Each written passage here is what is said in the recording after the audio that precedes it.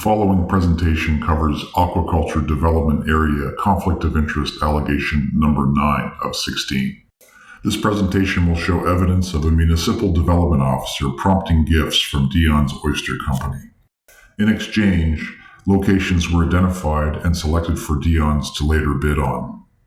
The record shows Charlene Leblanc, while acting as the development officer for the ADA program, prompted Colton Deon for a pleasure boat ride in the summer.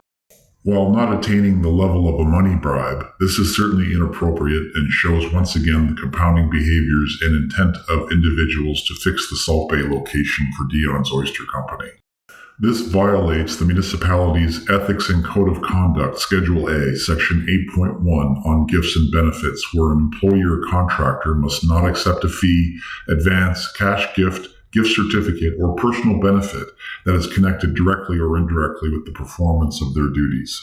This conflict, in conjunction with many others, raises serious ethical concerns for the municipality and council.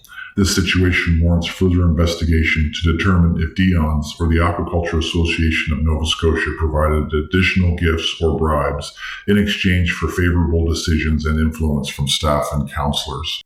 Let's take a look at the evidence.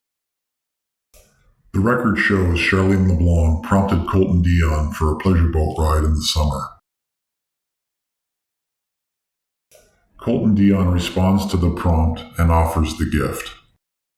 In exchange, Charlene Leblanc responds positively and offers to bring her meter for testing, demonstrating that she is willing to fix the location desired by Deon's in Lobster Bay as a location Deon's would bid on later. A government contractor or employee cannot prompt a gift or a bribe from industry because doing so undermines the integrity and impartiality that public service requires.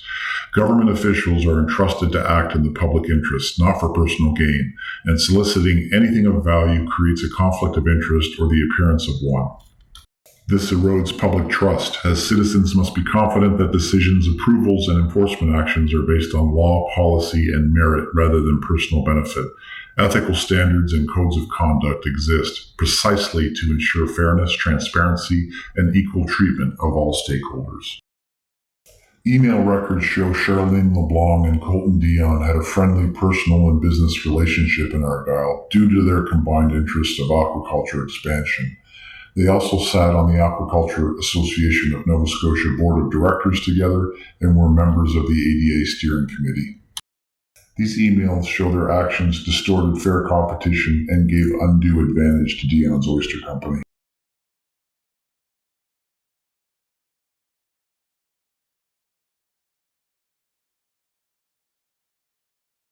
Charlene Leblanc, in her role as a municipal development officer, consistently provided data and readings that would be used to justify the selection of the Salt Bay location for the Deons.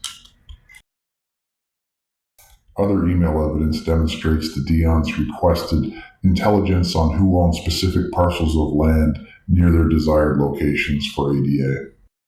Charlene Leblanc and other municipal staff accommodated these requests. While all of this collusion was going on in the background, Charlene Leblanc, the CAO, and other municipal staff and council continued to represent that the ADA process was fair and transparent. Yet it clearly was not, and the bias and favoritism was evident. This once again highlights the municipality's cultural inability to recognize and manage a conflict when presented.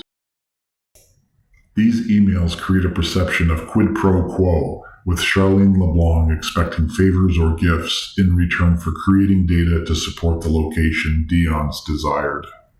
It's very troubling and shows once again how ADA locations were influenced and selected. With recommendations on locations coming from the municipality, this is what the province is basing their decisions upon.